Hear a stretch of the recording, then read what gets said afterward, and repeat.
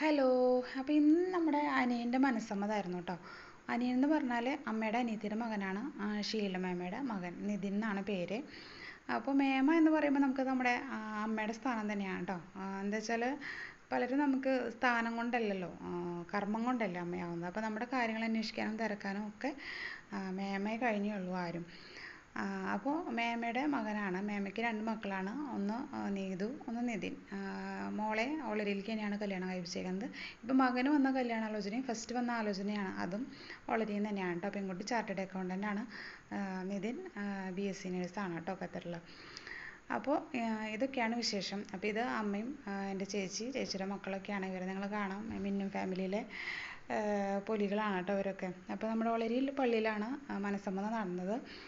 മനസ്സമ്മതം കഴിഞ്ഞിട്ട് നമ്മൾ തൊട്ടപ്പുറത്ത് തന്നെയാണ് കേട്ടോ ഹോള്. അപ്പോൾ ഇതാണ് നീതു പെങ്ങൾ, ഇത് ഷീലമേമ്മ. അപ്പോൾ അവരെ മക്കളാണ് കേട്ടോ. അപ്പോൾ ഹോളിൽ പോവാണ്. ഇനി അവിടെ കുറച്ച് പരിപാടികളൊക്കെ ഉണ്ട്. അപ്പോൾ വെള്ളമൊക്കെ കുടിച്ചു. അത് കഴിഞ്ഞിട്ട് നമ്മുടെ ബാക്കിയുള്ള ചടങ്ങുകളിലേക്ക് കിടക്കുകയാണ് കേട്ടോ. അപ്പോൾ ഒരാളുടെ ഏറ്റവും വലിയ നമ്മുടെ ജീവിതത്തിലേക്ക് ഒരു പങ്കാളി വരുമ്പോഴാണല്ലേ അതൊരു പൂർണ്ണത ഉണ്ടാവുന്നത്.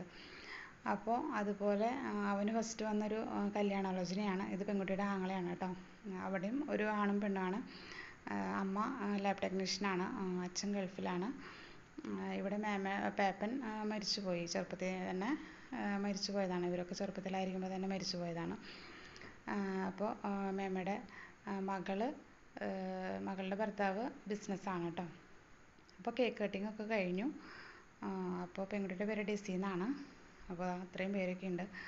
നമ്മുടെ എല്ലാ ആളുകളും പരിപാടികളൊക്കെ ആയിട്ട് ഇങ്ങനെ ഭംഗിയായിട്ട് നല്ല നമുക്കൊരു ഉത്സവം പോലെയാണല്ലേ. ഒരു വീട്ടിലിങ്ങനെ ആഘോഷങ്ങളൊക്കെ വരുമ്പോൾ ശരിക്കും പറഞ്ഞാൽ ഒരു ഉത്സവം തന്നെയാണ്. എല്ലാവരും കണ്ടുമുട്ടാനും സംസാരിക്കാനും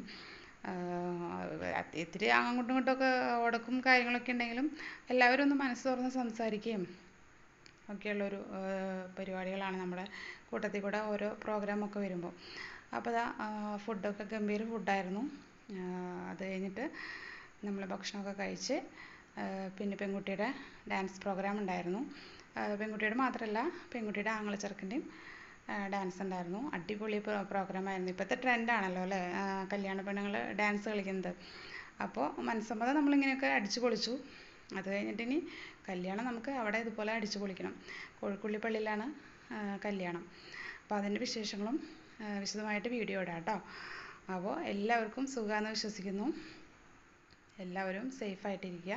ഇത് എൻ്റെ അച്ഛനാണ് കേട്ടോ, അമ്മയുടെ ആങ്ങളയുടെ വെഡിങ് ആനിവേഴ്സറി ആയിരുന്നു. അന്ന് തന്നെ ഈ സെയിം പള്ളിയിലായിരുന്നു അച്ഛൻ്റെയും കല്യാണം നടന്നത്. അപ്പോൾ പള്ളിയിൽ അച്ഛൻ്റെ കൂടെ നിന്ന് ഫോട്ടോ എടുത്താണ്. അത് ആ പെൺകുട്ടിയുടെ ഡാൻസ് അടിപൊളിയായിരുന്നു. പെൺകുട്ടി നന്നായി ഡാൻസൊക്കെ കളിച്ചു. അപ്പോൾ എല്ലാവരും ഇവർക്ക് വേണ്ടി പ്രാർത്ഥിക്കണം. എല്ലാ ഐശ്വര്യങ്ങളും ഉണ്ടാവാൻ കേട്ടോ. ടാറ്റാ.